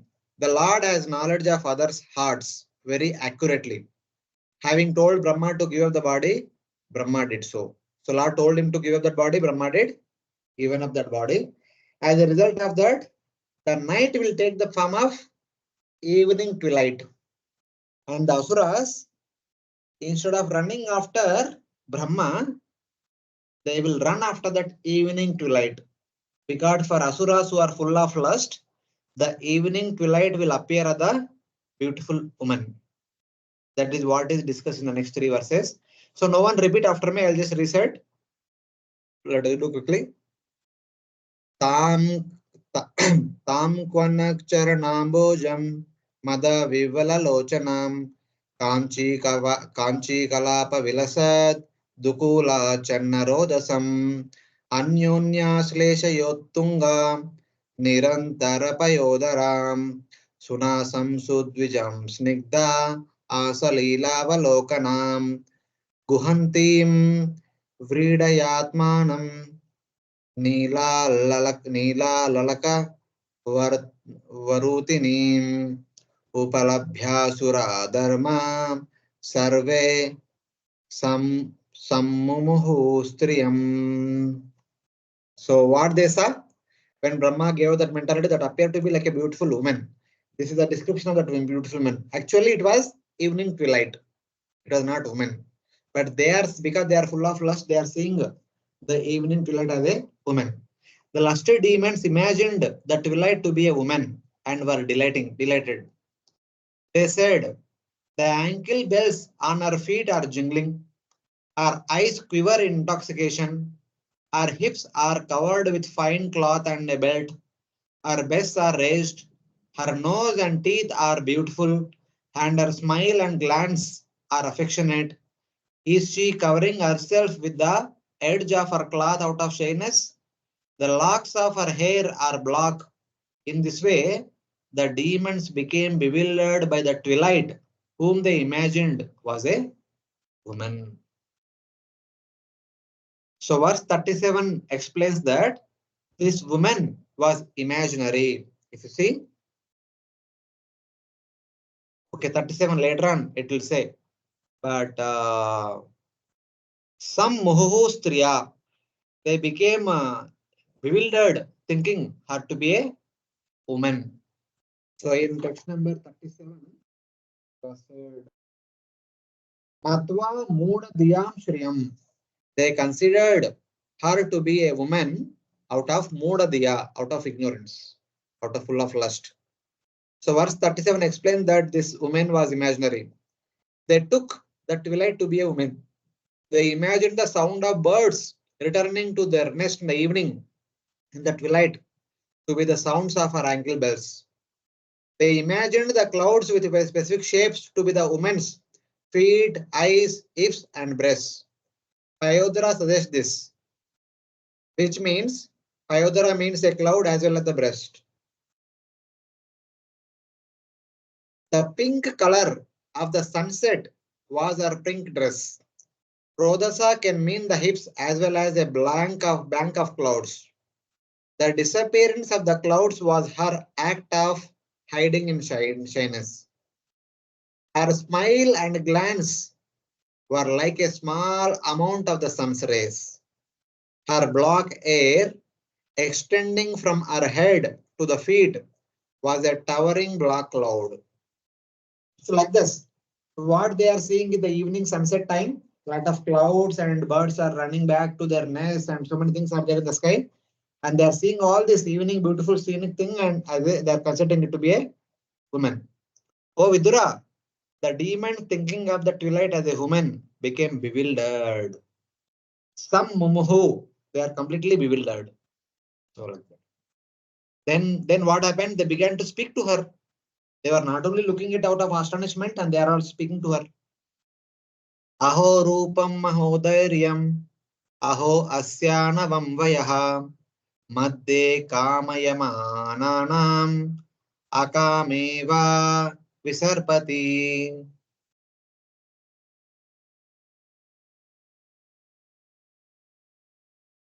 What a beautiful form. What astounding patience she has. What fresh youth she has. We all desire her, but she moves among us as if detached. This is her. We all desire her, but she moves among us as if detached. We are all attracted to her, but she seems to be indifferent to all of us. What is this? The demons talk under the influence of illusion created by lust. They all became attracted to her and they began to say, what kind of a beautiful beauty is this? What astonishing patience she has, what fresh youth she has. So then they say that, but she's not looking at us, she's not attracted to us like that. Then they say that, Vitarkyanato Bahuda Tam Sandhyam Pramadakritim Abhi Sambhavya Vishrambat Arya Pruchan Kumedasa. Someone read the translation? Indulging in various speculations about the evening twinkle light, which appeared to them endowed with the form of a young woman. The wicked-minded Asuras treated her with respect and fondly spoke to her as follows. The foolish demons, thinking of the twilight as a woman, speculating about her, welcomed her, and then with affection questioned her. Is she attracted to us or not? Is she a goddess or a human? Is she a prostitute or a woman of strict vows? Is this in this way? They speculated. They received her properly. Then they began to speak. Just like during Samudra Manthan episode when Mohini Murti appeared, all the Asuras, bewildered by her beauty, they began to speak to her very nicely. Who are you? Whose wife are you? Whose daughter are you? So why are you roaming here alone? Like that they inquired at the time.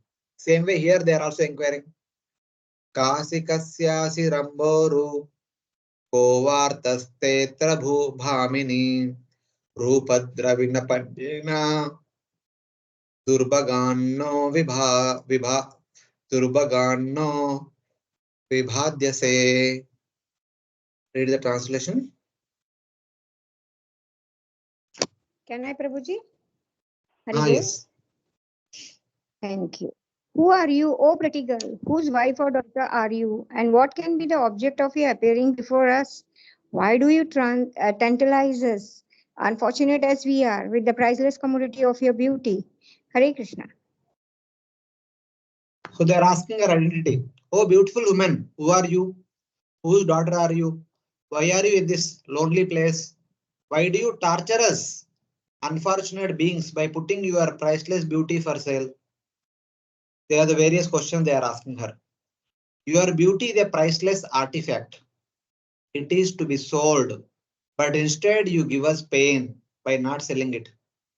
We are unfortunate and deserve to be your slaves. Binding us up, you desire to take us into your association, or you give us pain because you do not sell your beauty. Thus we are unfortunate. So they are saying that though we are attracted to you, but you do not show any symptoms of attraction to us, so you are causing so much pain to us. So like that. Ya ya kachit tvamabale dishta sandarshanam tava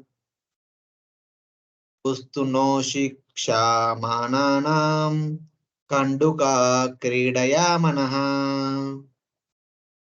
Read the translation. Whosoever you may be, O beautiful girl, we are fortunate in being able to see you. While playing with a ball, you have agitated the minds of all onlookers. Yeah. Whoever maybe you are, we are fortunate to see you, but you agitate our minds by playing with a ball while we watch. So in the evening, when sun is about to set, the sun, the setting sun, who is reddish in color, they are considered that to be a ball played by this woman. That's what they are saying. Usnoshi means you agitate. They imagined the ball of setting sun to be the red ball. And then they say, Naikatra tejati shalini pada padmam nantya moho karatalena patat patangam madhyam vishidati brahastana vitam santeva drishtiramala Sukiha Samoha. Read the translation.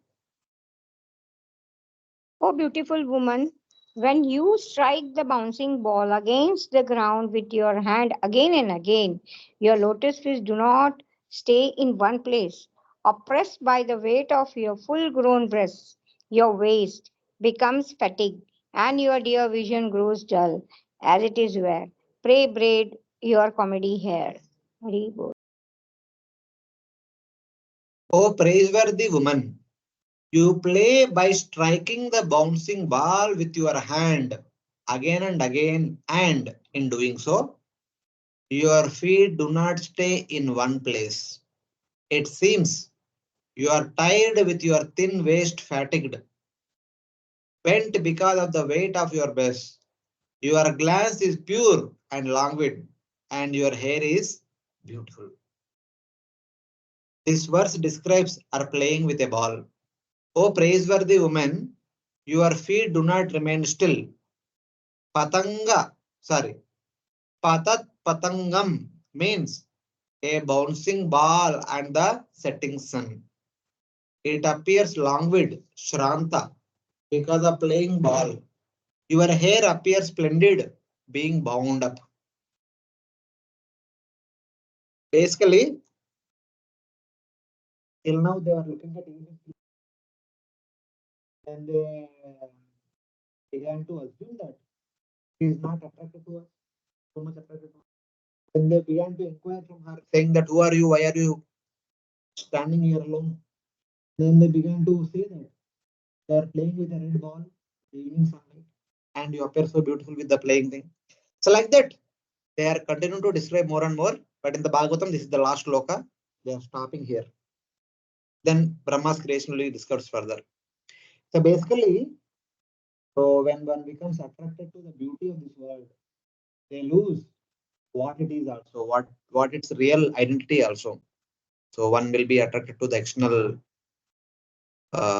beauty. Iti sayantanim sandhyam asura pramadayatim pralobayantim jagrur matva moda diyashriyam. Read the translation.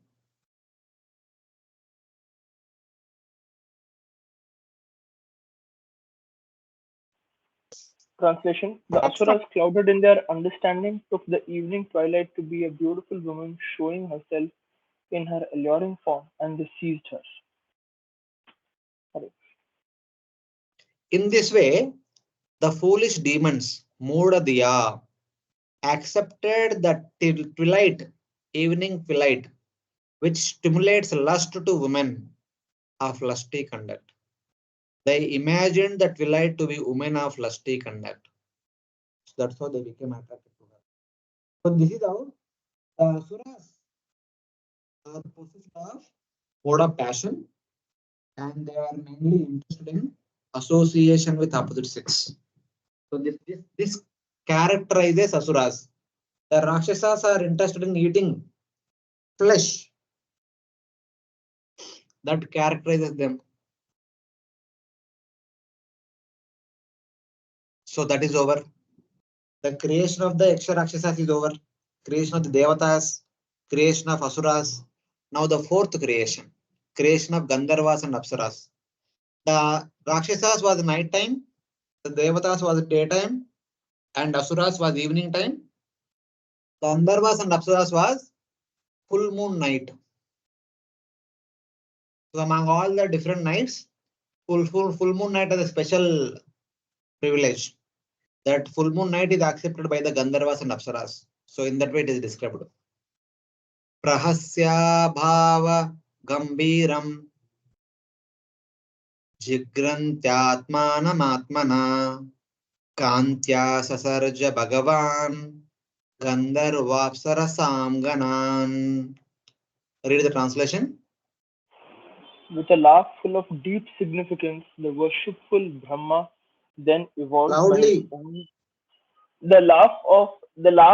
With a laugh full of deep significance, the worshipful Brahma then evolved by his own loveliness, which seemed to enjoy itself by itself the hosts of Gandharvas and Apsaras.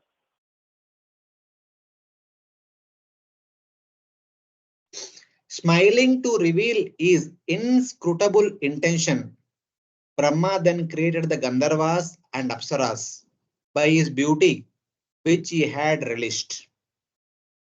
So here, it is all about beauty. At one point of time, Brahmaji was very much happy by looking at his own beauty.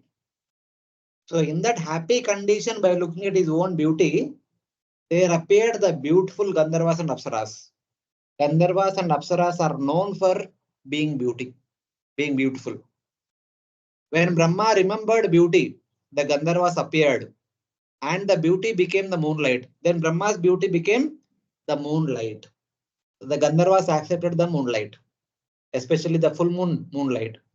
Because of the custom of identifying the beauty with the possessor of beauty, it is stated that his beauty smelled itself by itself, though Brahma smelled it. Smiling and smelling are signs of relishing his own beauty. So like that. So basically, Brahma himself experienced his own beauty either by smelling or looking himself, and then he became happy and then he smiled. As a result of that, the Gandharvas and Apsaras appeared. Then he gave up that consciousness of being happy in that beautiful state that took the shape of full moon night, and that was accepted by Gandharvas and Apsaras. So Gandharvas and Apsaras become jubilant by looking at full moon night and they began to dance and sing. So like that. Visasarja tanuntam vai Josnam kantimatim priyam Tayeva chadadu pritya Vishwavasu purogama. Brahma gave up that body of beauty which became moonlight, and the Gandharvas headed by Vishwavasu accepted it. So like that. So this is how the Gandharvas were created. Gandharvas and Apsaras were created from Brahma's beauty and happy state of consciousness. And then, just like he became beautiful and looking at his beauty became happy, at one point of time he became lazy. And from that laziness also one kind of creations are happened. Srishtva bhuta pishasham cha Bhagavan atma tandrita Digvasaso mukta keshan Viksha chamila yadrasho. Yeah, please read the translation.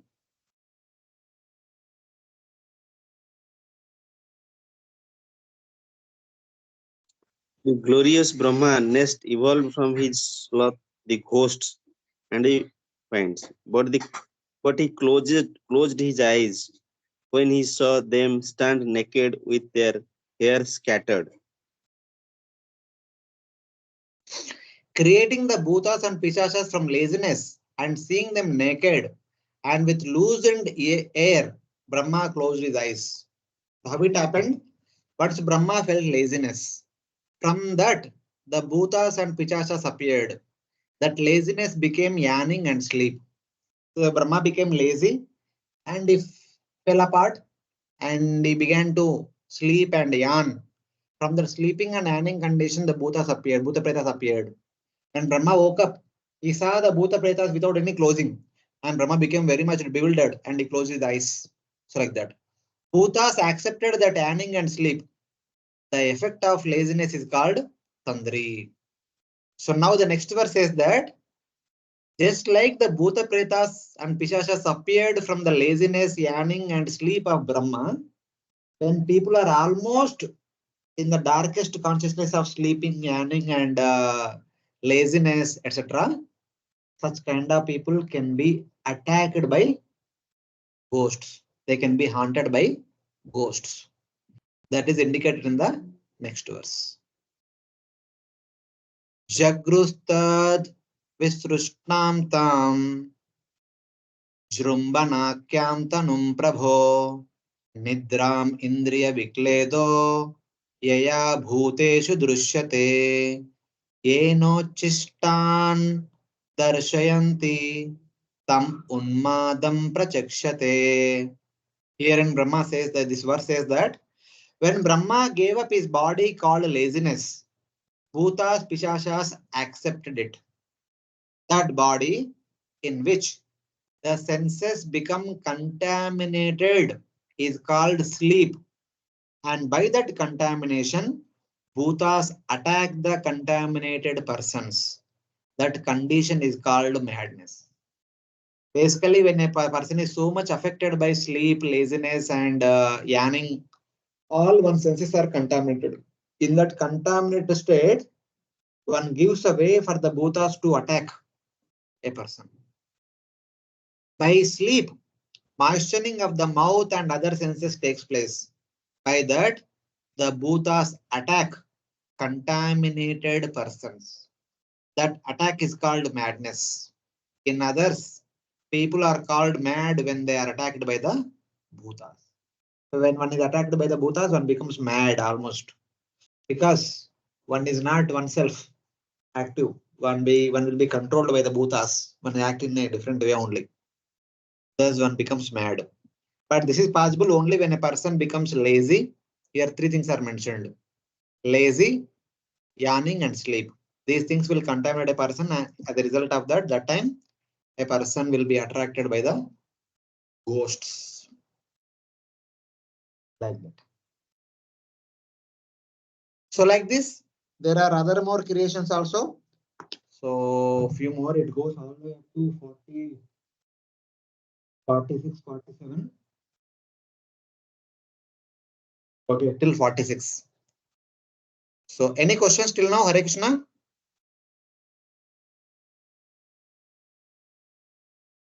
Hare Bol. Devotees are there? Yes, sir. No Yes, problem. Prabhuji. No questions. Other devotees? Okay. If there are no questions, we'll stop here. So anyway, few more verses you could have covered, but we will continue the remaining verses in the next class. So thank you very much for joining on this Sunday. There are only 20 devotees.